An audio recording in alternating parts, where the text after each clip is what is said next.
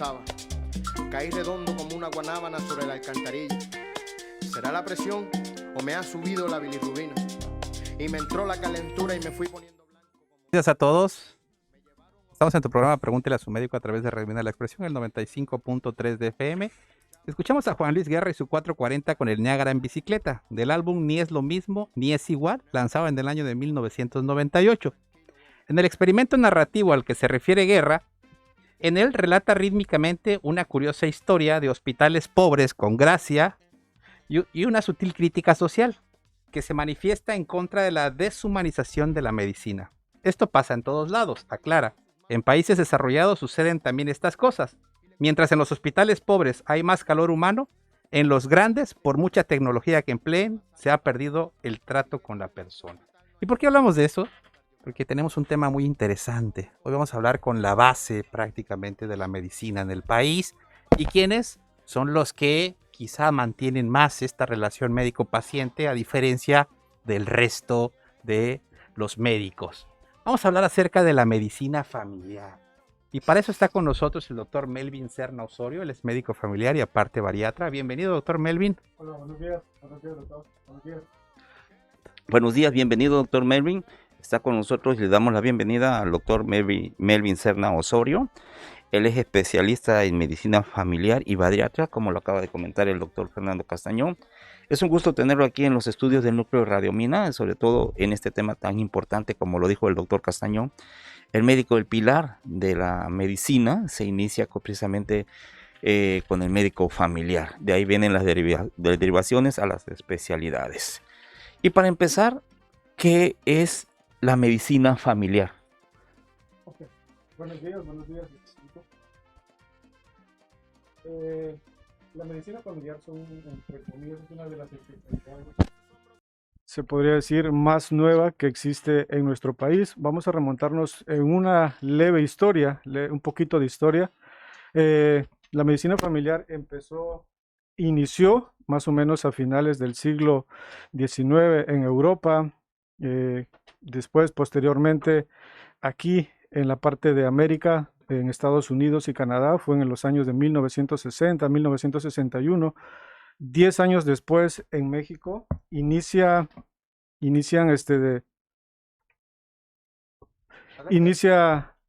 acá en México los primeros cursos de especialidad. ¿Dónde inició? Pues en uno de los mejores institutos, o mejor dicho, el mejor instituto que tiene nuestro México, que es el Instituto Mexicano del Seguro Social, en unión con la UNAM. Fue en 1971 cuando se dieron los primeros residentes en medicina familiar, el cual hasta la fecha pues continúan saliendo cada 3 años, ¿no? Eso es la medicina familiar. ¿Y cuál es la definición de medicina familiar? Pues medicina familiar es la gran especialidad que se va a caracterizar no solo por tratar al ser humano como persona, sino tratar al ser humano y en conjunto a toda su familia, ¿no? ¿Qué es lo más importante? O sea, el médico familiar, esa es la gran diferencia con las otras especialidades, tratar al humano y a su entorno familiar. Sí, una enorme diferencia o abismal diferencia, puesto que el médico familiar trata desde el abuelito hasta el niño más pequeño de la familia, ¿no? Así es, o sea, por ejemplo, tenemos un problema de una persona adicta o un cáncer, pues nos vamos a abocar sobre el paciente, ¿no? Pero vamos a ver de dónde provino toda esa complicación para que ese paciente llegara a tener tantas adicciones, o cómo llegó a provocar, o cómo está afectando el cáncer a toda la familia, porque el cáncer va a abarcar no solo al paciente enfermo, sino va a abarcar a toda la familia, ocasionándole muchos problemas, ¿no? Sí, claro. ¿Qué funciones tiene la medicina familiar, doctor? Wow, la medicina familiar, sus funciones es enorme. Nosotros somos el pilar fundamental en todos los institutos, tanto en forma institucional como en forma particular, ¿no? Realmente nuestras funciones van desde un control de un niño sano. Somos expertos en los problemas más comunes que existen en atención de medicina familiar en todo a nivel México. Somos expertos igual en atención primaria. ¿A qué se refiere con atención primaria, doctor? Atención primaria. La atención primaria es la atención que recibe el paciente de primera vez, siendo, por ejemplo, urgencias, consulta externa familiar, medicina preventiva, eso podríamos abarcar como atención primaria, odontología, estomatología, todo eso sería atención primaria y nosotros abarcamos esa situación, somos expertos en eso, ¿no? Aparte, ¿qué más podría decir? Pues somos expertos igual, médico familiar o medicina familiar, podemos llegar a tener, somos unos grandes líderes, podemos llegar a ser jefes de consulta, jefes de dirección o puestos de directivos, o sea, Siguiendo con las preguntas en torno a la medicina familiar, que está enfocada a la especialidad sí, sí, sí. que formara el Instituto El Mexicano del IMSS con la Seguro UNAM. Social Ajá. con la UNAM, que muchos no conocen que el médico familiar es un médico especialista formado y que también hace su residencia como el pediatra, Sí, como son el 3 años. ginecólogo. Así es. Ahora, muy bien. ¿Qué funciones tiene la medicina familiar? Y algo que es muy importante en el entorno familiar, en el desarrollo de la salud, en este caso, y de la enfermedad. ¿Cómo le puedo decir? Sí, la enfermedad es muy importante, para empezar, ¿no? Es muy importante. La salud es un proceso dinámico. La salud es un proceso dinámico de equilibrio del hombre consigo mismo y con el medio que lo rodea. Lógicamente, pues la familia va a formar parte del individuo. ¿Qué intervenciones realizan ustedes los médicos familiares en la familia, doc? Wow, qué intervenciones. Por ejemplo, para nosotros en medicina familiar, una de las grandes diferencias es, por ejemplo, igual, nosotros las clasificamos las crisis. Esas crisis nosotros las llamamos normativas y paranormativas. Esas crisis pueden suceder, las normativas son las que esperamos que sucedan en cualquier familia, que pueden aparecer en la etapa escolar, en la etapa de la adolescencia, en la etapa del noviazgo, en la etapa de la adultez. Esperamos esas, por ejemplo, cuando llevan a la consulta a su primer hijo, cuando va el abuelito a su primer consulta. Esas etapas nosotros la esperamos que pasen, el control prenatal. Y las etapas paranormativas, o sea, tratamiento de las crisis, ¿cuáles son las etapas o las crisis paranormativas? Las que no esperamos, las que suceden de forma imprevista o en una situación muy diferente. Por ejemplo, un accidente que ocasione una amputación, un traumatismo craneoencefálico y que quede con secuelas, una persona con cáncer, fallecimiento de un familiar o fallecimiento del padre, que es el sostén de la familia, fallecimiento de un hijo, abortos, embarazos no deseados. Aparte de eso, nosotros actuamos también en consejería principalmente en planificación familiar, controles prenatales. ¿Hay algún estudio que deban realizarse de manera preventiva antes de acudir con el médico familiar? No, solo llamar al teléfono de la clínica Minamédica y pedir una consulta conmigo. No hay ninguno porque pues va a depender del padecimiento y en sí los laboratorios, radiología vienen siendo un complemento. El médico familiar realmente basa su estudio o basa en la clínica. Nosotros somos muy clínicos, el médico mexicano en sí es muy clínico y casi nosotros desde que entra el paciente lo estamos escaneando, ¿no? Lo estamos visualizando y después de eso, o sea, nosotros vemos el diagnóstico u otorgamos un diagnóstico, a lo mejor ahí sí vamos a solicitar algún estudio, o sea, laboratorio, rayos X, por ejemplo, un paciente diabético, un paciente hipertenso o alguna otra enfermedad de tiroides, entonces ahí vamos a solicitar estudios.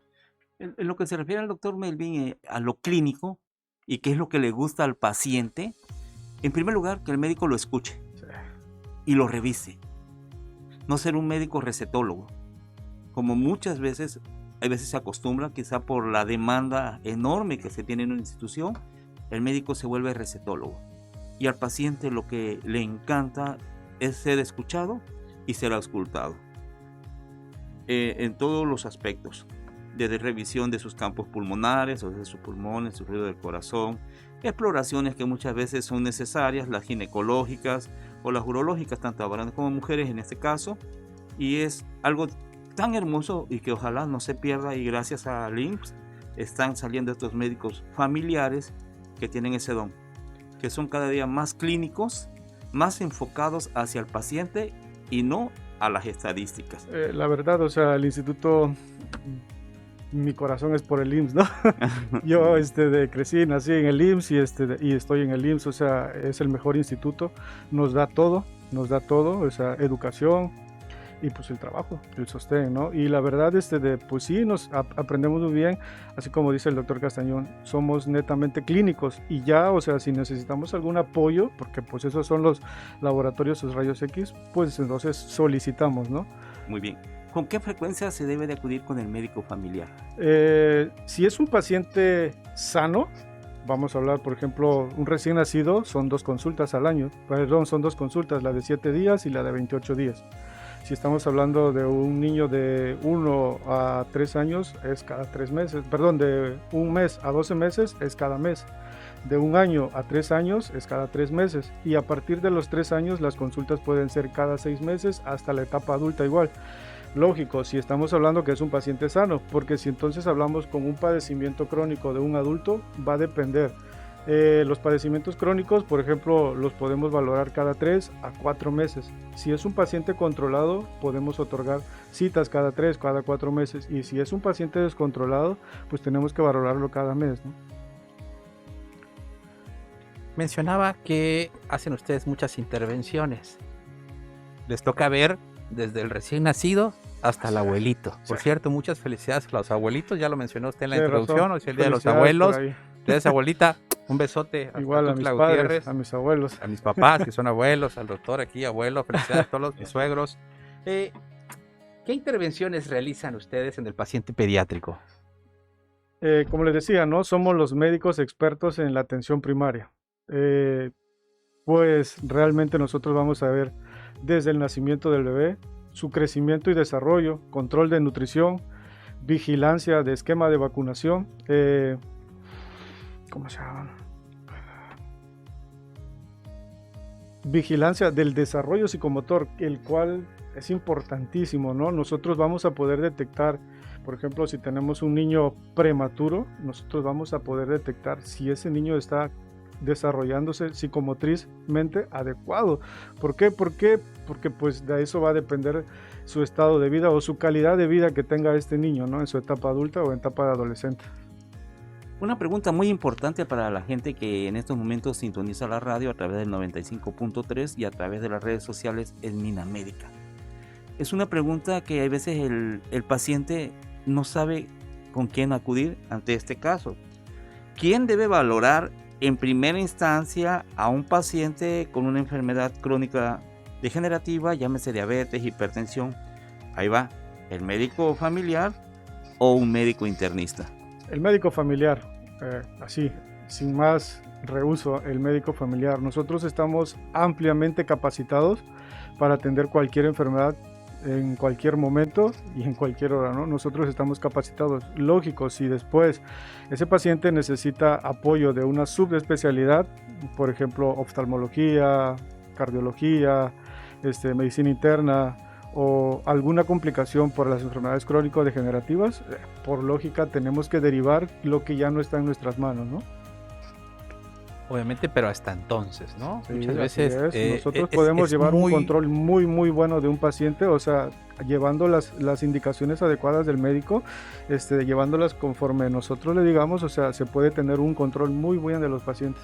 Es muy frecuente que lleguen en este caso al Instituto Social, Instituto Mexicano del Seguro Social, la Secretaría de Salud, con el médico familiar, a decirle, quiero que me mande con el cardiólogo, porque me duele el corazón, ¿no? Sí, se llegan exigiendo, no dan ni siquiera la oportunidad de que lo revise primero el médico familiar, le haga un diagnóstico, le haga una intervención, no directo a que mándeme con el cardiólogo, ¿no? O me duele la cabeza, mándeme con el neurólogo, ¿no? Porque ya en urgencias me dieron paracetamol y no me curé, entonces mándeme con el neurólogo. ¿Qué tan frecuentes son esas exigencias en el consultorio de medicina familiar? O sea, sí pueden pasar, ¿no? O sea, sí pueden llegar a pasar, o sea, pero pues, como les comentaba, hay que tratar de tener un poquito de saber sobrellevar esta situación, tratar de explicarle lo más que se pueda al paciente, ¿para qué? Para que el paciente se vaya contento, se vaya feliz, de acuerdo a un buen trato que nosotros le podamos dar, explicándole de su padecimiento, que a lo mejor él está un poco exaltado porque es un dolor torácico y pues para él es un infarto, ¿no?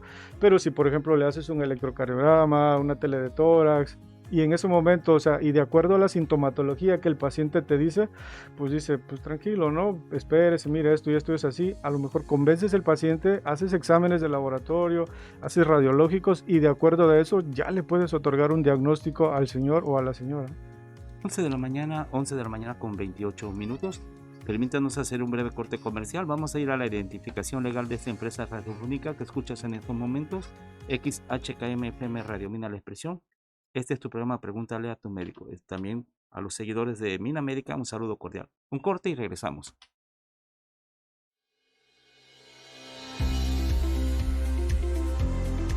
Más de 4 años ofreciendo los mejores artículos, siempre cerca de ti.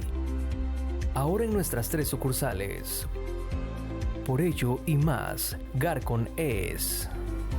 Familia.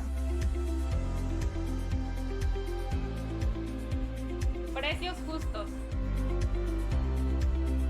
Variedad. Local. Calidad. Mayoreo.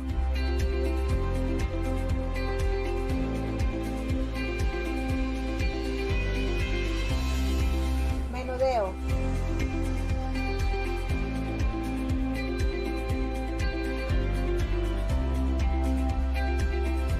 Productos mexicanos.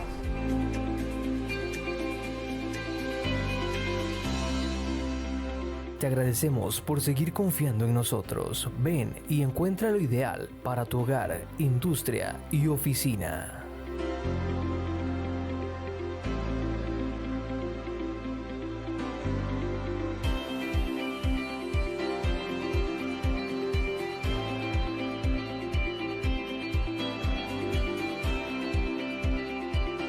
Comercializadora Garcón. Calidad y surtido al alcance de tu bolsillo.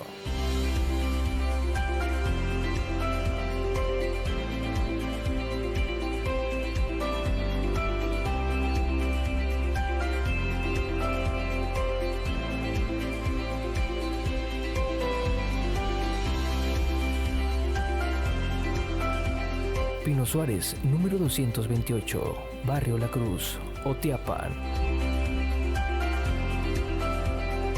Carretera Transísmica, esquina Juárez, número 71, Barrio Primero, Cozoleacaque, Veracruz.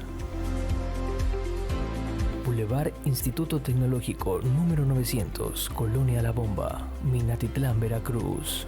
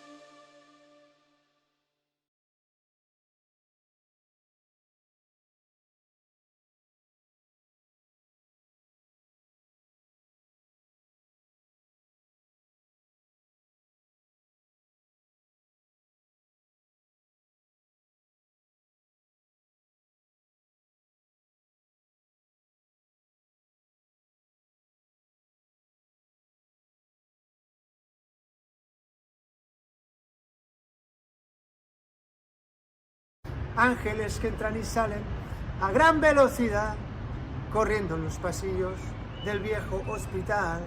Ángeles cansados, pero sana valentía, jugándose la vida para que otros estén bien. Los ángeles no tienen alas, ni lazos ni rizos. Escuchamos a dorados. Jarabe de Palo con Los Ángeles Visten de Blanco del álbum Tragas o Escupes, lanzado en el año 2020. Pau Donés, el ex vocalista de la banda que falleció este año a causa de cáncer de colon, en una de sus últimas apariciones dedicó este video a los médicos de Barcelona por su labor con la pandemia de la COVID-19. México es el país con más muertes de personal de salud en el mundo por la COVID. De estos, es importante señalar que el 27% de estas muertes no fueron quienes están en la primera línea de batalla, sino el personal de primer contacto, como son los médicos generales y familiares. La diferencia en porcentajes es claro, en comparación con el 7% de médicos de cuidados intensivos que estaban tratando directamente a los pacientes con COVID. Sin duda, el homenaje para todos los médicos familiares, que ellos sí estaban al frente prácticamente de todas las consultas y en consecuencia varios perdieron la batalla. Así es, lo vive uno en carne propia. Mi hija Elizabeth, al igual que el doctor Melvin, está haciendo la especialidad en medicina familiar allá en el hospital de Poza Rica, Veracruz, y desafortunadamente su jefe falleció. Ella, gracias a Dios, también cursó con la enfermedad y le doy gracias a Dios que la tengo en vida. Y como lo dice el doctor Castañón, vaya nuestros reconocimientos a esos médicos de primer nivel, que son los que están al frente de la batalla. Que Dios los siga bendiciendo.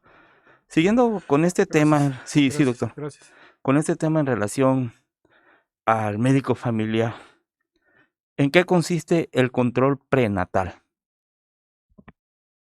El control prenatal, una palabra dos palabritas así como que muy fáciles de pronunciar, pero muy difíciles. Y Ya te pareces a sí, ¿no? De realizar. Sí, la verdad, o sea, el control prenatal es muy importante. Es una situación en donde son las acciones que vamos a llevar de una embarazada para acudir a un consultorio, tanto particular, al IMSS, ISSSTE, SSA o cualquier instituto, en donde nosotros vamos a tratar de valorar el riesgo de la paciente, evitar complicaciones y que todo esto llegue a su fin, a un buen fin. ¿Cuál es el buen fin? A que el producto esté vivo, sano y tener un parto eutóxico. ¿Eutóxico qué quiere decir? Pues un parto normal, sin ninguna complicación, parto que un bebé sano y la madre sana, dados de alta el mismo día, 8 horas después de haber terminado el parto, ¿no? Oye, una pregunta fuera del texto del doctor Castaño. ¿Por qué se quejan algunos derechohabientes mujeres que por qué en tan corto tiempo son egresadas o son dadas de alta de una institución después de parir, por decirlo así, o de dar luz a un bebé, en ese caso por vía natural? Es el tiempo que tiene que estar una embarazada dentro de un instituto. Nosotros creemos que es el tiempo adecuado, o sea, no tiene por qué estar más tiempo en exposición, ¿no? Piensan que dice, porque no hay espacio. No es nada de eso, ¿no?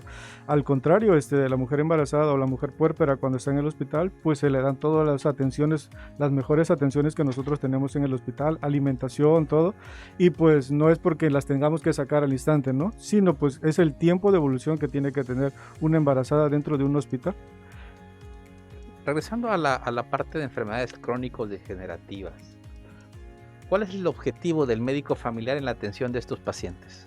Nuestro objetivo principalmente es tratar de evitar las complicaciones, ¿no? Por ejemplo, un paciente diabético o hipertenso, o diabético principalmente, vamos a evitar las complicaciones de pequeños vasos o de grandes vasos.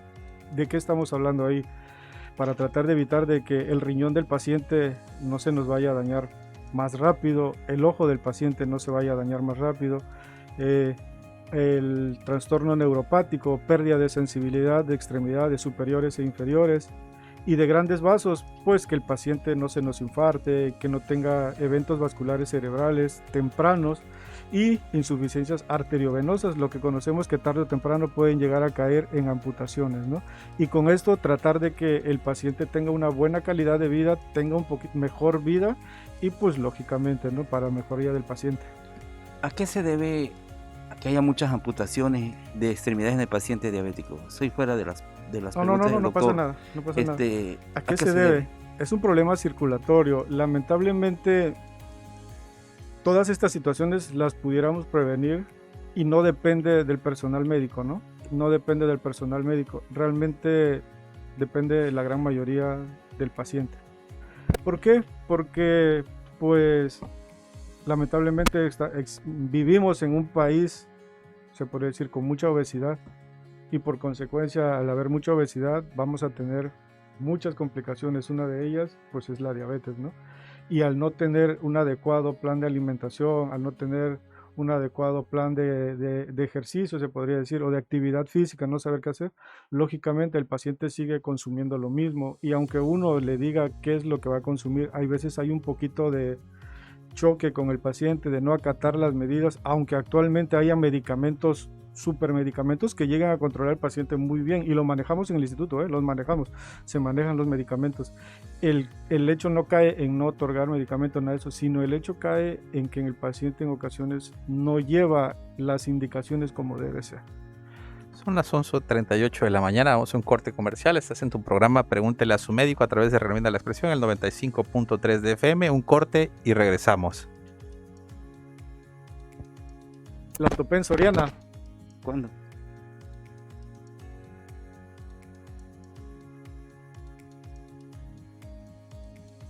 La radio, fíjate. Lo que es en vivo. Sí, estar en comerciales. ¿Ahora sí? Ok. Sí, ¿cuándo? Hace Sí, porque tiene un buen rato. como un... En vivo a través de... Por favor, su atención. ¿Estás en corte? No. Tenemos desde que comenzó el programa. Es que es lo emocionante saber que el programa está en vivo y los errores que hay a veces de radio o en redes sociales, lo vivimos. Y eso es lo emocionante de la radio y las redes sociales. Un programa interactivo, que no aburra, que entretenga. Un saludo para mis suegros allá, igual que nos escuchan. O sea, si nos están escuchando, no se vayan a enojar igual porque mandé saludo a mis padres. Saludos. Lo que es el miedo a la esposa siempre, ¿verdad? Sí, no, si no, hoy no hay. Sí, estamos en vivo. Una disculpa, entramos tarde porque se fue la luz. No, fue problemas técnicos. Por problemas técnicos, pero un fallo en la electricidad. En consecuencia, pues no podíamos transmitir. Lo que mencionaba, ¿no? Desafortunadamente las amputaciones. Es increíble ver en redes sociales cuando se quieren comer al médico. Una negligencia. No, porque le cortaron mal el pie a mi papá, ¿no? O le cortaron hasta arriba, además era el dedo. Sí, increíble, ¿no? O sea, ¿cómo ese papá llegó a que le imputaran, pues, ¿no? Ahí es cuando debería haber denuncias de corresponsabilidades, ¿no? Es culpable tanto la familia, es mucho más culpable, ¿no? Sí, porque, por ejemplo, para que llegara a una amputación, ¿cuánto tiempo pudo que haber pasado para que tuvo una herida en el pie? Después esa herida evolucionó.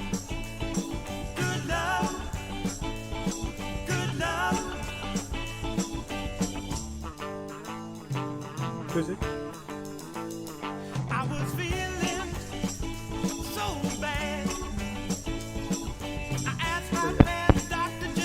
Escuchamos a The Rascal con el clásico Good Loving, sencillo número 1 lanzado en el año de 1966, canción que forma parte de la banda sonora de la película Patch Adams, protagonizada por Robin Williams, película basada en la historia de la vida del Dr. Hunter Patch Adams, película muy criticada por el propio doctor, quien mencionó en una entrevista que la cinta lo retrataba solo como un payaso divertido, en vez de enfocarse en su trabajo como activista, en su intención de convertir los hospitales en lugares que generen confianza y donde los pacientes sean vistos como amigos. Gran oportunidad que tienen los médicos familiares por las visitas consecutivas, no solo de un miembro de la familia, sino de muchos miembros de la familia. Interesante, la verdad. Seguimos, hay algo muy importante.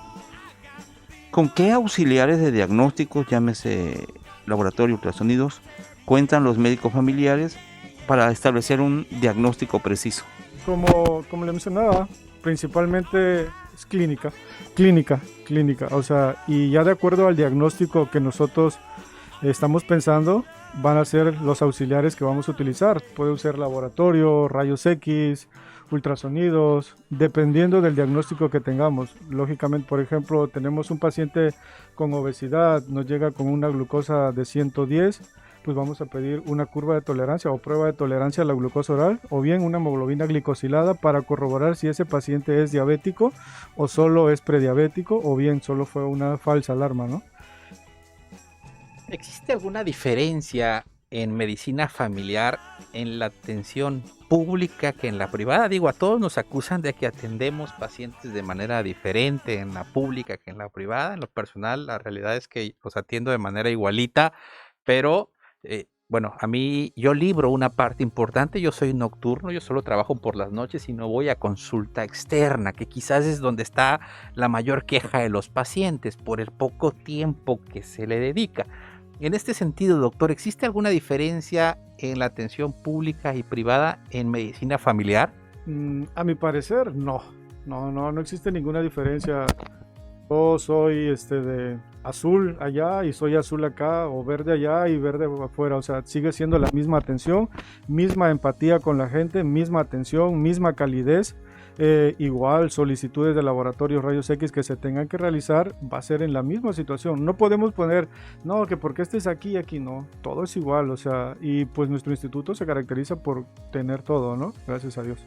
Decirle que tenemos al médico top de la clínica aquí del Seguro Social, de la clínica 32. Es el más socorrido, es el que le dicen no porque ya está lleno con el doctor. Todos los pacientes quieren pasar con el doctor Melvin. Inclusive, no me dejarán mentir varios de mis compañeros que lo están escuchando en radio, él es el médico familiar de la mayoría de nosotros, los médicos que trabajamos en el instituto.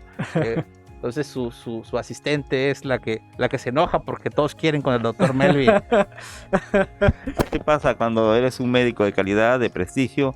No solo en calidad, sino también calidez y la atención hacia la empatía que debe existir entre médico y paciente. ¿No? Es un grave error cuando ya hay un choque, cuando se pierde el respeto tanto médico y paciente y cuando existe la desconfianza. ¿Sí? El paciente te va a buscar porque tiene un dolor de cualquier tipo. Puede ser un dolor físico o puede ser un dolor psicológico, y no podría ser bueno de nuestra parte que en vez de que ese paciente terminara la consulta se fuera con lo mismo, ¿no? Sí. O sea, y más si es un problema psicológico, pues en ese momento es donde entra lo que nosotros aprendimos de medicina familiar, es nuestro apoyo psicológico para que ese paciente saliendo de la consulta vaya y te diga gracias. Y qué bonito se siente, o sea, la verdad, qué bonito se siente. Pues no decirle, ayer fue mi cumpleaños y la verdad, ¿qué más puedo decir? Pues muy querido, mucha gente no me llevó regalos a la casa, o sea, ya fuera de la consulta todo, me llegaron regalos a la casa pidiéndome, y dices, wow, o sea, se siente muy padre, ¿no? Esa es la mejor satisfacción que puedes recibir. Hay veces más grata es cuando es una gente de escasos recursos que ya te lleva una gallina, que la gente del Istmo que ya te lleva totopo, camarón.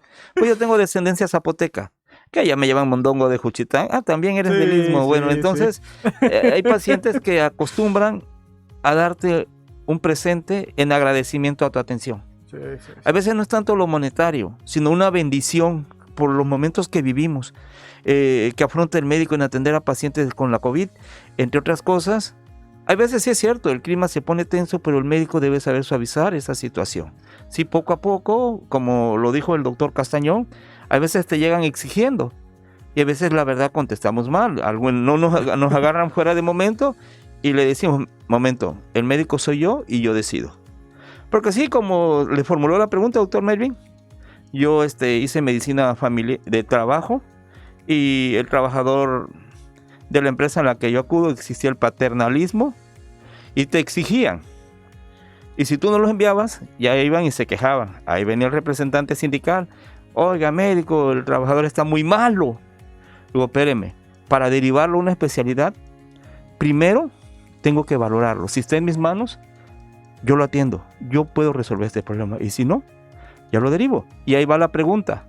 ¿En qué momento el médico familiar debe derivar al especialista a un paciente que está atendiendo? Ok. Hay escritos, hay guías, hay normas que ya están escritas y nosotros pues seguimos esas guías o esas normas. Nosotros sabemos que si un paciente diabético tiene complicaciones micro o macroangiopáticas, tenemos que pedir apoyo de la ¿A qué se refiere con micro y macroangiopáticas? microangiopáticas, daño a pequeños vasos de la diabetes, como cuáles, como mencionaba hace rato, daño en riñón, daño en ojos y a nivel sensibilidad, o sea, daño en neuropatía diabética, ¿no? Y macroangiopáticas, daño en grandes vasos, corazón, cerebro, insuficiencia arteriovenosa. Nosotros, ¿cuál fue su pregunta? ¿Cuándo derivar? ¿Cuándo derivar? O sea, vamos a derivar cuando ya nosotros tenemos unas complicaciones, como cualquiera de esas, ¿no? Una retinopatía, nosotros no la vamos a poder atender, o sea, una nefropatía, la nefropatía, dependiendo del nivel en que esté, hay una clasificación, nosotros a partir del estadio 3B, de acuerdo, hay una clasificación que se llama CADIGO. CADIGO es una clasificación donde vamos a clasificar el daño del paciente renal, son 5 etapas. La clasificación 3B, ese paciente ya amerita acudir a medicina interna o bien a nefrología, ¿no? Un daño en los ojos, una retinopatía proliferativa, la clasificación de la retinopatía es proliferativa, no proliferativa, proliferativa leve, moderada, severa y de hemorragia en vitrio. Esas no las vamos a poder tratar jamás nosotros y todos esos pacientes tienen que ser derivados, ¿no? ¿Qué tan frecuente derivan a la especialidad de nefrología a los pacientes que tienen daño en sus riñones? Como le mencionaba, todos los pacientes que están en un estadio 3B tienen que tener una valoración por medicina interna o bien por nefrología. Yo creo que la parte más importante de toda la medicina es la prevención. Desafortunadamente, ¿vamos a un corte comercial? Ok, vamos a un corte comercial. Son las 11 de la mañana con 49 minutos. Estás en tu programa Pregúntale a tu médico a través de Remina la Expresión, el 95.3 de FM. Y a nuestros seguidores de redes sociales, por favor, compartan para que esta información llegue a muchísima más población. Vamos a un corte comercial y regresamos. Como dice Alex Lora, mamá, escúchame en la radio. A través de redes sociales. Muchísimas gracias por el favor de su atención. Les suplicamos que compartan mucho esta información para que llegue a muchísima más población. Recordemos que una población informada es una población mucho más sana. Mencionábamos, es lamentable, somos el país más obeso del mundo, obesidad de adultos y obesidad de niños. Estamos en la batalla campal con Estados Unidos. Ojalá si fueran del medallero, ¿verdad? En las Olimpiadas. Que ocupáramos 1 y 2. Pero no. Eso en obesidad estamos, es nuestro fuerte, y el estado de Veracruz no canta más las rancheras, están los primeros 5 del país. Entonces es lamentable, y lo mencionábamos, ¿no? Que sigamos escuchando acerca del médico familiar o del médico institucional a través de los videos de redes sociales donde les están exigiendo que por qué la cirugía fue mal, el paciente se murió porque cuando le cortaron el 5º dedo se puso mal, ¿no? ¿Cómo llegaron a cortarle el 5º dedo? ¿En qué momento ese paciente le tuvieron que cortar 1 dedo, 2 dedos, 3 dedos, 4 dedos, 5 dedos? Y entonces brinco porque me lo atendieron mal. Bueno, ¿y quién cuidó la nutrición de ese paciente? ¿Quién cuidó las cifras de glucosa de ese paciente? En la familia, o sea, ¿en qué momento llegaron con el pie negro, ¿no? Al consultorio? Y eso es algo muy, muy frecuente, ¿no? Sí, o sea, para que pueda pasar una amputación, pues lógicamente es un paciente que mínimo ya se echó 2 semanas, o bien en su casa, que no, ahorita va a pasar, y no, dale que el té de no sé qué, y dale eso, y dale esto. Lógicamente, cuando llega, pues llegan ya complicados, ¿no? O sea, llegan ya complicados, pero para que pasen todas estas complicaciones, como decía, de pequeños o de grandes vasos, pues lógicamente es un paciente crónico degenerativo que ya tiene muchos años y no ha llevado unas cifras de glucosa dentro de los parámetros normales. Para que esto suceda, para que el paciente ya tenga complicaciones, pues es lamentable, ¿no? Es porque no hizo bien su trabajo el paciente, o sea, medicamentos, pues...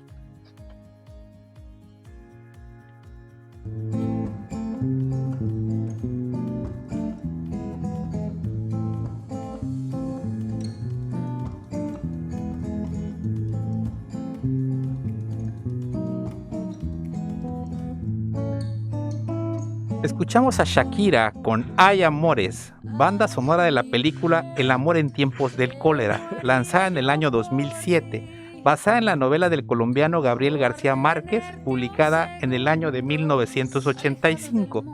El doctor Juvenal Urbino, uno de los personajes principales, se ganó el respeto de la sociedad de Cartagena, Colombia, no solo por su prestancia social y formación profesional, sino por ser el salvador de la ciudad contra el cólera, al aplicar medidas de prevención como el sencillo lavado de manos, y con el apoyo de la ciudadanía construyó el primer acueducto cartagenero, con lo que se logró evitar la contaminación del agua potable con las heces fecales, convirtiéndose en un líder cívico y una eminencia en la medicina preventiva. Y precisamente, antes de irnos al corte comercial, la pregunta o el comentario que yo hacía era la importancia de la medicina preventiva. Quizá medicina familiar es el único que puede tener al entorno completo, ¿no? Nosotros a lo mejor llega el niño y ya llega el niño al consultorio porque ya tiene una patología, pero aquí llegan a medicina de control, el diabético, el hipertenso, a lo mejor ya hay una patología, pero podemos analizar un poquito más. ¿Qué tan importante es la prevención en la medicina familiar? En vez de decir 100%, es un 1000%, ¿no? La prevención es fundamental en cualquier tipo de enfermedad, en cualquier país, en cualquier región. ¿Por qué? Porque si nosotros hacemos una buena acción preventiva, por consiguiente vamos a disminuir las enfermedades crónico-degenerativas. Al disminuir las enfermedades crónico-degenerativas, vamos a disminuir las complicaciones de las enfermedades crónico-degenerativas. Al disminuir esas situaciones, vamos a disminuir pacientes que a lo mejor son cada día y cada vez más crónico-degenerativos, ¿no? O bien, no disminuirlo, pero sí atrasar su periodo de inicio. O sea, en vez de que inicie un diabético a los 20, 25 años, pues tratar de que aparezca la diabetes lo más tarde, 60, 65 años, o sea, y no tener un paciente diabético joven de 20, 25 años de vida. ¿Por qué? Porque su calidad, o sea, si no se está cuidando ahorita que ya es diabético a los 20, imagínense cómo va a ser de 20 para arriba. Así es. Estabas hablando acerca de la medicina preventiva y aquí quiero hacer un paréntesis y un reconocimiento. Soy egresado de la 8ª generación de médicos cirujanos de la Facultad de Medicina Campus Minatitlán, y una gran labor que llevó en la medicina preventiva fue la doctora Concepción de la Paz y Paz, conocida como Conchita de la Paz. En aquellos tiempos, en el área rural de Minatitlán, la única manera en que podía llegarse a las comunidades a través del transporte pluvial, o sea, a través de las lanchas. Y en ese entonces, la situación precaria en el campo era terrible. Las necesidades fisiológicas las hacían al aire libre. Y era una de desnutrición y una de parasitosis tremenda. Gracias a la doctora Concepción de la Paz y al UNICEF, que aportó recursos para la UV, nos mandaban a nosotros los estudiantes de medicina a esas comunidades. A mí me tocó la comunidad del Cedral, otros iban al Depósito, a La Ceiba, a Sánchez Taboada, al área rural, al campo, y no había el medio terrestre. Gracias a un presidente municipal que hizo el puente La Amistad, que está en el Hawái y comunica a las lomas, es que poco a poco empezó ese desarrollo. Ya no te quedabas incomunicado. Si ibas a las prácticas de medicina comunitarias y la última lancha pasó, ahí te quedabas hasta el otro día. Actualmente están las camionetitas de transporte mixto rural y te llevan. No, nosotros nos quedábamos ahí en la casa de salud. Entonces, desde ahí se fue enfocando la medicina preventiva. Como usted lo dice, los índices de parasitosis y desnutrición fueron disminuyendo, pero la gente del campo sufría mucho por la falta de la infraestructura de salud. Se empezaron a fomentar el hervir el agua, se hizo las fosas sépticas o letrinas, le indicaban en qué condiciones deberían de ponerse, porque también forman parte de los vientos predominantes, lugares de los mantos freáticos para no contaminar. Eran tanto que uno aprende y se lo iba a dar a esa gente necesitada. La verdad, mi respeto a la doctora Concepción de la Paz y Paz, que a todos los que egresamos de la Facultad de Medicina nos dio ese concepto de amor hacia nuestros semejantes y más al más necesitado en la medicina preventiva. Gracias a Dios somos los primeros que estamos en contacto con los pacientes, como lo dijo el doctor Castañón. A él ya le llegan ya los niñitos enfermitos, derivados muchas veces de nosotros los médicos familiares. Sí, o sea, la prevención es fundamental, ¿no? Por ejemplo, tenemos anteriormente, me acuerdo, hablábamos de desnutrición Anteriormente eso era Así es. dice, no, desnutrición, muchos muchos niños desnutridos, estados con mucha desnutrición. Actualmente, ¿de qué hablamos? De obesidad. Demasiada obesidad, niños de 3, 5, 7 años con obesidad y con resistencia a la insulina, o sea, ya obesidad, ya resistencia a la insulina, en ocasiones ya hasta con dislipidemias, ¿no? ¿Cómo podemos mantener una adecuada salud familiar, doctor? La pregunta del millón. Sí, para mantener una adecuada salud familiar, principalmente hay acciones que nos van a ayudar a tratar al individuo. Lógicamente, si nosotros tratamos al individuo adecuadamente, tanto psicológicamente como y aparte tratando a su familia, lógicamente vamos a tener una adecuada salud familiar. Psicológicamente y aparte preventivamente, ¿no? Vamos a llegar a tener una adecuada salud familiar. ¿Con qué tiempo? Es muy importante esta pregunta. Ya es de las últimas que lo vamos a hacer en la radio. En la radio. En las redes sociales, y faltan nuestros amigos cibernautas. ¿Con qué periodicidad se debe desparasitar una familia? Y esperar, porque mucha gente dice, no, es que el desparasitante que me dieron no sirve, porque no veo las lombrices. Sí. Es lo que nos dice. Adelante, ¿nos puede sacar de esa duda? Antiguamente, así como usted decía, nuestras poblaciones, nuestras ciudades no estaban adecuadamente, no había drenajes, se manejaban letrinas, de fosas sépticas. Actualmente tenemos drenaje, calles pavimentadas, y ya no es tan necesario realizar una desparasitación tan masiva como se hacía antiguamente. ¿Por qué? Porque si nosotros estamos desparasitando cada mes, cada 2 meses, lo que vamos a provocar es muerte de la flora, de los animalitos que normalmente viven dentro de nuestro intestino, y en vez de ayudar, nos va a perjudicar. Me hizo recordar el Minatitlán de ayer, de lo que me decía mi abuelito, que iban en familias, Sí. El centro de salud estaba en la avenida Hidalgo, donde están las instalaciones del DIF, a lo que me decía mi abuelito, por parte de mi primera esposa, don Lupe, se llamaba don Lupe Arres, que iban en familia, llevabas tu media naranja, y la purga, antes habían purgantes, Sí. y tu famoso tiro seguro. Así era el desparasitante. Diarrea, ¿no? Sí, era algo horrible que me tocó a mí, las purgas, mi mamá me daba purgas. Santo remedio, el día que empezaba a ir, se me iba la vida por los 2 orificios, por arriba y por abajo. Desde ese entonces, ¿sí? Entonces, el tiro seguro y el piperagüit eran los más conocidos. Actualmente, pues ya es cada 6 meses que se desparasita, como lo dijo el doctor. No es necesario estar desparasitando cada mes o cada 2 meses, porque destruyes algo tan importante como es la probiota, que existe en el intestino en parte, también porque hay en otras partes, y son gérmenes benignos que compiten con los agresivos que pueden causar enfermedades severas. Así es. Doctor Castañón, el tiempo en la radio se nos ha venido encima, son las 12:01. Vamos a tener la oportunidad de continuar unos minutos más por las fallas técnicas que hubo, y gracias al apoyo de la licenciada María Luisa Bravo Ortiz por todo lo que nos brinda en estos espacios, en estas cómodas instalaciones. Gracias, licenciada María Luisa. Para continuar con el programa, también contamos con la anuencia de nuestra administradora, la señora Isabel Velázquez López. Allá en cabina, Nayeli Pander, vamos a la identificación legal y regresamos. Nayeli, por favor. En vivo a través de redes sociales. Muchísimas gracias por el favor de su atención.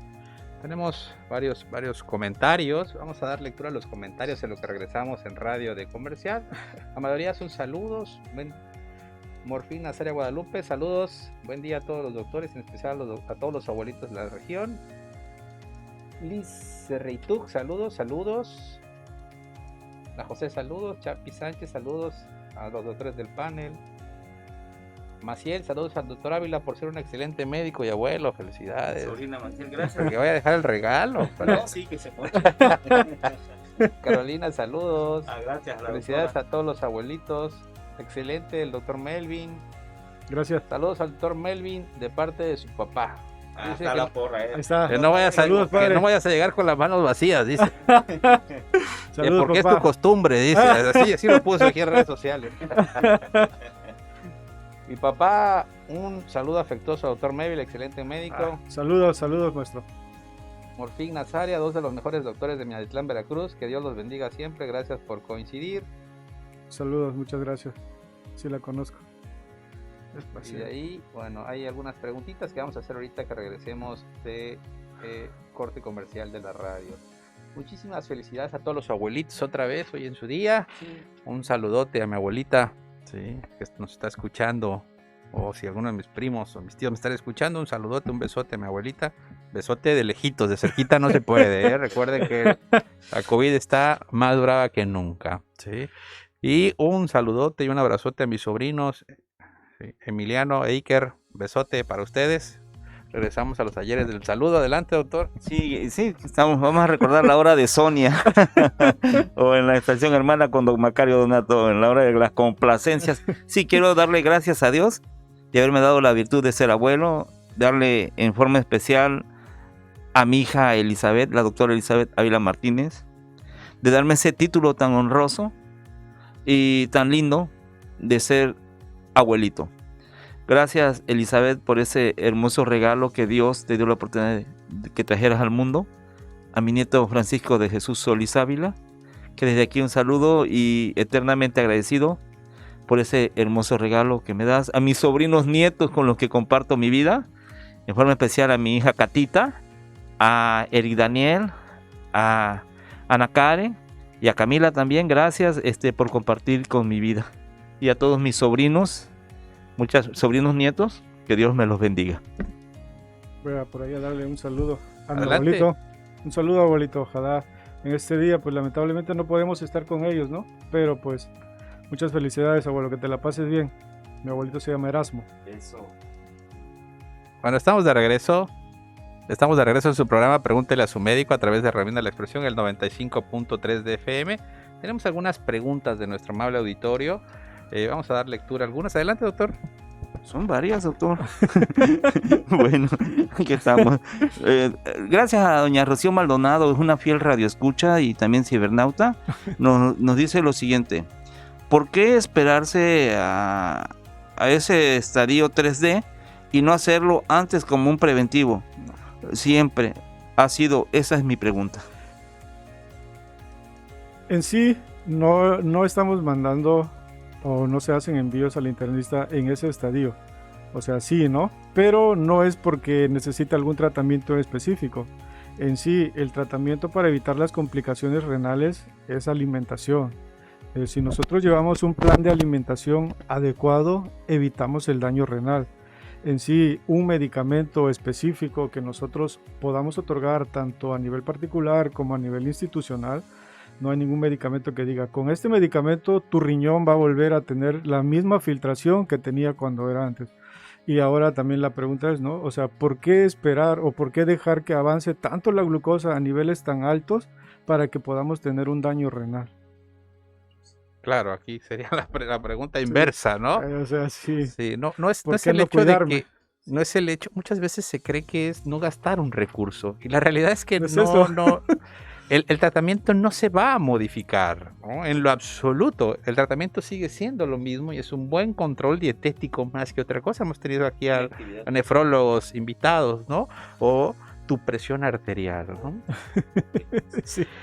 Dice Mari Torres, son dos preguntas, vamos a resumirlas en una. Dice, ¿y como por qué en los centros de salud nos envían con todos esos botecitos para citar a nuestros niños y también a los adultos de la familia? Si también hay médicos familiares, pediatras y demás en los centros de salud, ¿por qué recetan tan diferentes? Bueno. Uf. Cada mundo o cada cabeza es un mundo y va a depender de lo que en ese momento su médico le haya otorgado el diagnóstico, ¿no? Por eso está otorgando ese tratamiento. A lo mejor su médico está pensando, así como dice el doctor Ávila, una parasitosis y por eso le están otorgando ese tratamiento. Las desparasitaciones masivas que se hacen en las escuelas, desafortunadamente somos un país muy paternalista o con políticas públicas muy paternalistas.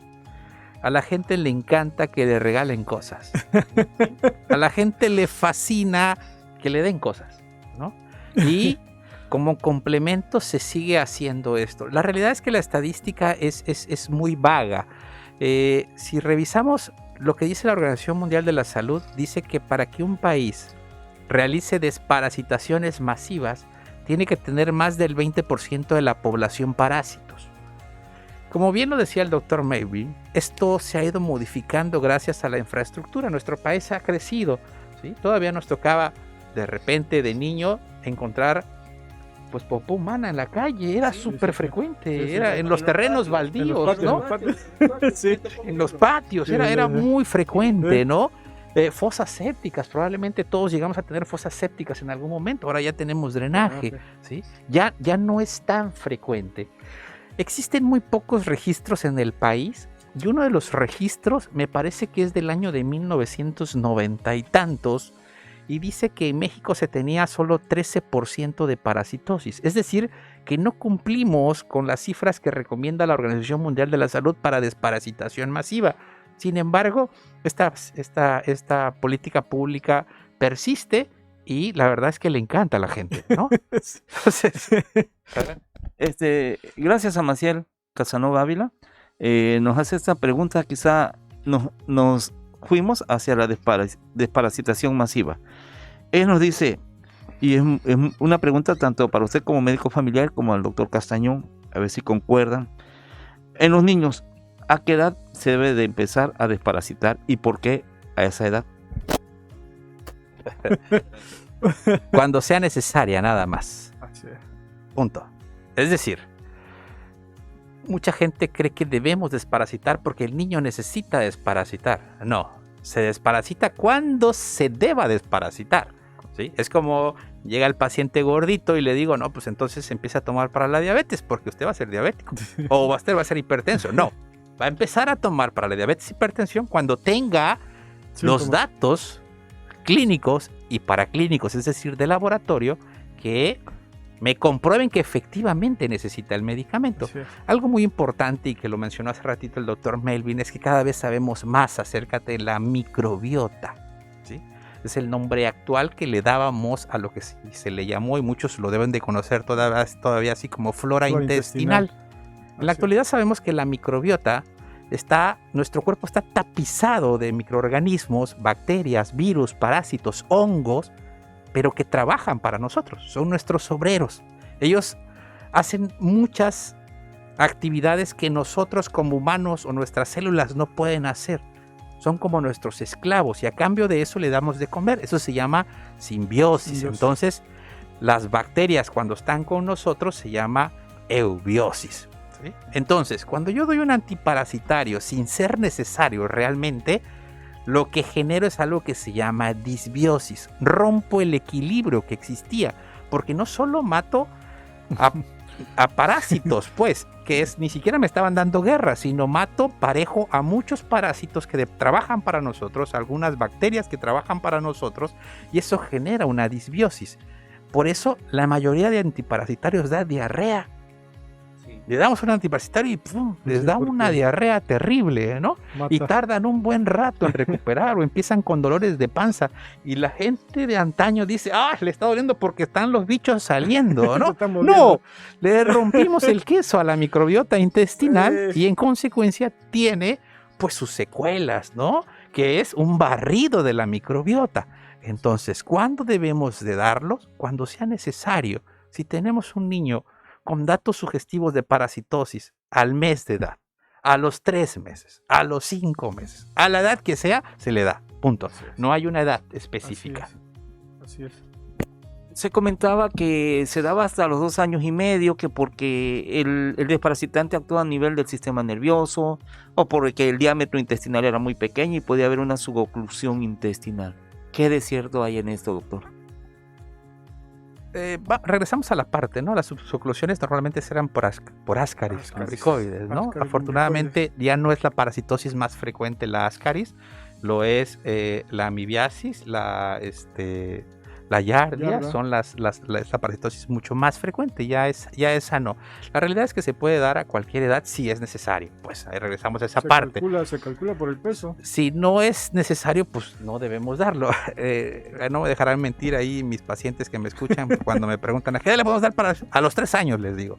Y ya llegan a los 3 y me dicen, doctor, ya tiene 3 años, ¿me va a dar para los parásitos? No, señora, le dije que a los 5. ¿Cómo que a los 5? Y así me la llevo. Lo va pasando Oye, cada 2 años, ¿no? Mira, cada día se pone más interesante sobre todo ese tema de los niños. Sí. Vuelvo al antaño. ¿Se puede dar purga a un niño? Nosotros dentro de la especialidad teníamos unas materias sobre tratamiento holístico, sobre el mal de ojo, venían temas de eso, la UNAM menciona mucho esa situación, a mi parecer, pero no mencionaban nada de eso de purga, a mi parecer las purgas no.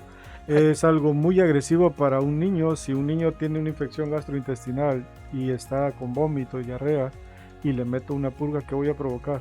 Más deshidratación, y ese paciente se puede morir porque un niño se deshidrata rapidísimo. Con una purga le puedo sacar hasta... Dímelo a mí, que me lo dio mi mamá, pobrecita. Mi mamá estaba asustadísima y desde esa vez jamás y nunca nos volvió a dar purgas, pero sí, yo lo viví. Igual, yo también lo viví. Viví la desesperación en mi madre. Me miraba con vómito y diarrea después de darme un purgante. Sí. Santo remedio, doña Germana Toledo dejó de darme purgantes. Sí, obviamente esto causa un despeñamiento, se llama. Sí, todo se barre la microbiota intestinal y esto genera mayor pérdida de líquidos, y como bien dice el doctor, si estamos enfermos, pues más nos vamos a enfermar y existe un riesgo de deshidratación. Y otra cosa muy importante, muchas de las purgas se les agrega aceite. En los niños, aceite resino. Era muy frecuente, inclusive los médicos recetaban anteriormente cucharadas de aceite por las noches, aceite de oliva, para que la digestión fuera adecuada en los bebés o para tratar el estreñimiento. En la actualidad está completamente prohibido por algo que se llama neumonía lipohídrica. Es decir, ese bebé en la pelea para tragarse el aceite o por accidente puede llevarse un poco de aceite a las vías respiratorias, a los pulmones. Y no hay manera de sacar ese aceite a los pulmones hasta que se perfora. Entonces, es una neumonía muy severa que daña el pulmón, mata grandes partes del pulmón, y por eso está totalmente contraindicado darle aceite a los niños. Pues la última pregunta, doctor. No, adelante. Dice, buen día, si somos una familia sin padecimientos, ¿cuándo se toma la decisión de ir al médico familiar de manera preventiva? Gracias. Como mencionábamos desde el inicio, una pregunta, o sea, si somos adultos, normalmente debemos acudir 2 veces al año a consulta, cada 6 meses, para buscar intencionadamente enfermedades. A lo mejor llegan a la consulta y dicen, no, pues soy sano, lo pesas, lo mides y tiene un índice de masa corporal arriba de 30, revisas, tiene resistencia a la insulina o acantosis nígrica, que es el cuello negro, o los acrocordones, lo que llamamos verruguitas, pero que no son verrugas, son lesiones o tumores benignos de color negro. Eso se llama resistencia a la insulina o acantosis nígrica, y pues entonces ya no es un paciente sano, ¿no? Ya no es un paciente sano que va a ir cada 6 meses. En esos pacientes intencionadamente se tiene que solicitar una prueba de tolerancia a la glucosa oral o bien una hemoglobina glicosilada para poder otorgar un diagnóstico más preciso. El tiempo se nos viene encima. Agradecemos el favor de su atención a través del 95.3 de FM.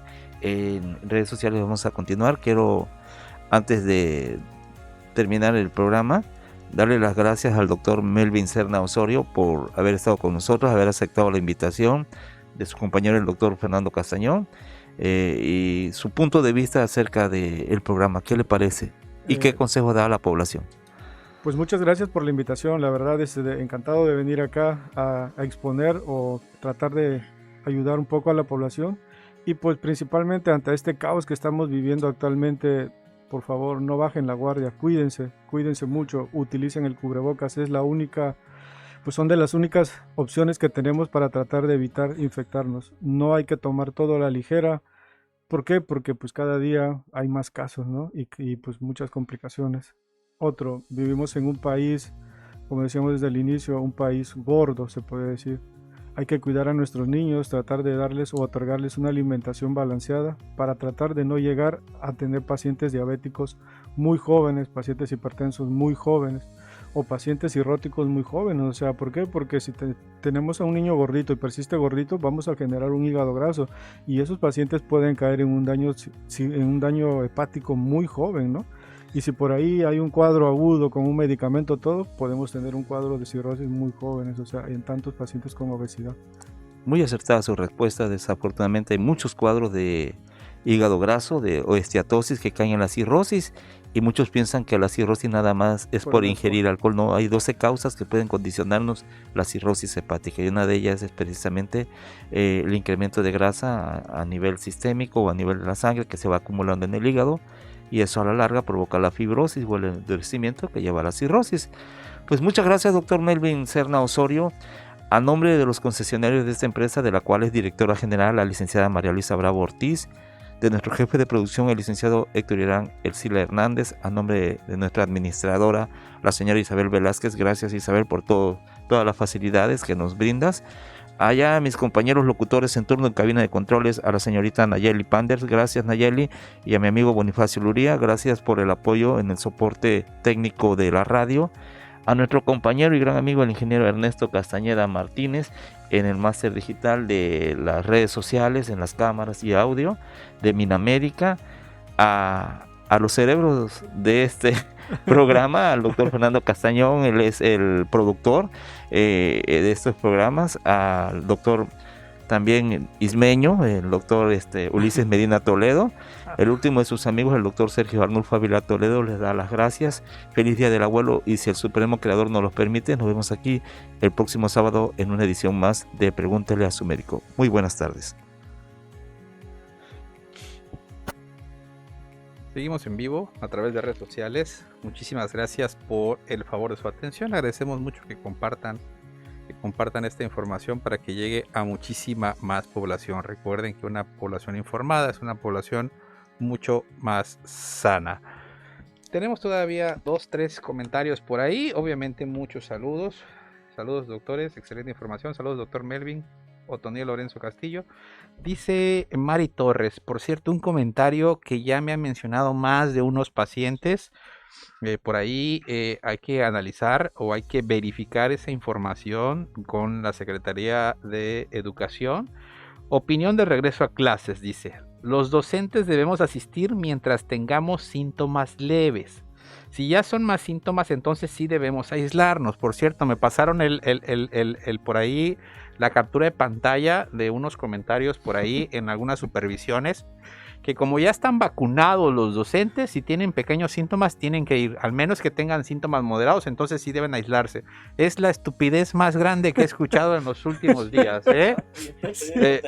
Por supuesto que puede contagiar a todo el mundo que le tenga enfrente. Es increíble que llevemos 1 año y medio y no aprendamos absolutamente nada. Llevemos ya 1 año, que desde empezó la vacuna desde noviembre, diciembre, llevemos prácticamente 10 meses, 9 meses vacunándonos y no sepamos todavía.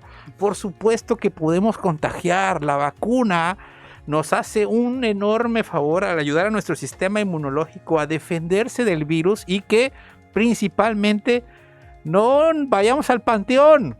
¿Sí? Eso es, para eso sirve la vacuna, para que no vayamos al panteón. Por supuesto que me puede dar COVID.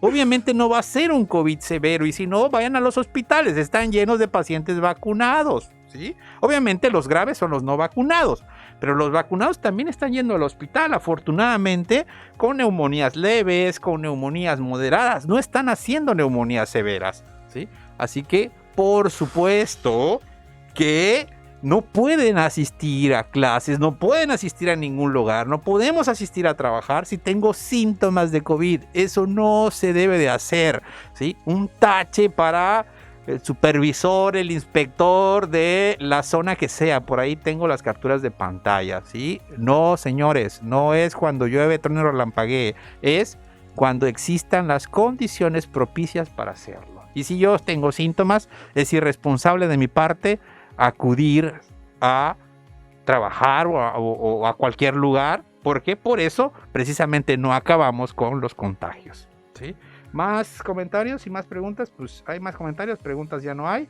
Pues nos despedimos también de redes sociales. Doctor Melvin, ¿algo que quiera usted agregar? No, pues encantado acá. Muchas gracias por el doctor Castañón, muchas gracias al doctor Ávila por esta invitación. La verdad, agradecidos y fue una experiencia muy bonita, ¿no? Y pues felicidades atrasadas. Sí. Doctor Ávila, ¿algo más que agregar? Gracias. No, pues darle las gracias al doctor Melvin por haber estado con nosotros y aportar su experiencia, y que la gente pues también sepa que existen especialidades dentro de la medicina, y desde el primer nivel que existe el especialista y es el médico familiar. Es un médico especialista, no es un médico general que recién egresa, sino es un médico que se forma y hace su residencia, al igual que el pediatra, que el ginecólogo, pero más es en el entorno, como lo dice la especialidad, en el entorno familiar. Y pues es un honor tenerlo aquí en los estudios. Gracias, doctor. Muchas gracias, doctor. Doctor. Buenas tardes. Doctor. Bueno, nos despedimos. Muchísimas gracias. Excelente fin de semana. Felicidades, abuelitos. Nos vemos el próximo fin. Hasta luego. Felicidades, papá. Felicidades, mamá. Felicidades, abuelo. Cuídense mucho.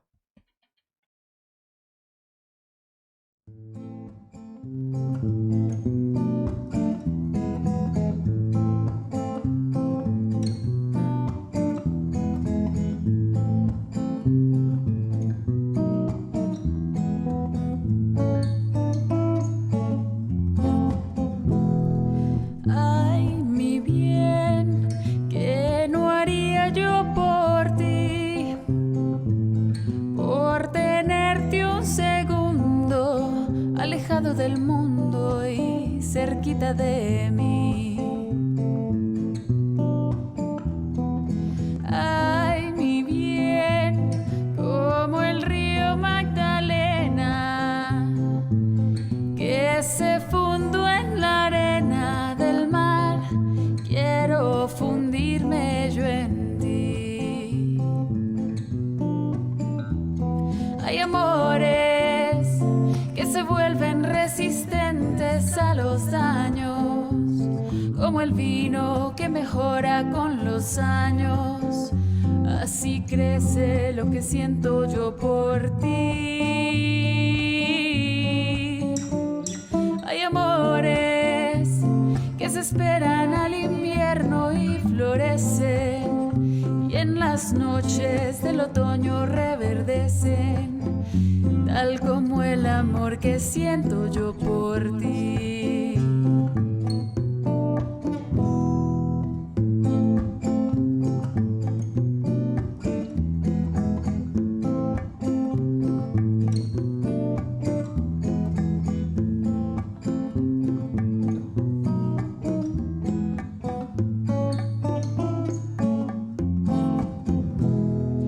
Ay, mi bien, no te olvides del mar, que en las noches me ha visto llorar tantos recuerdos de ti.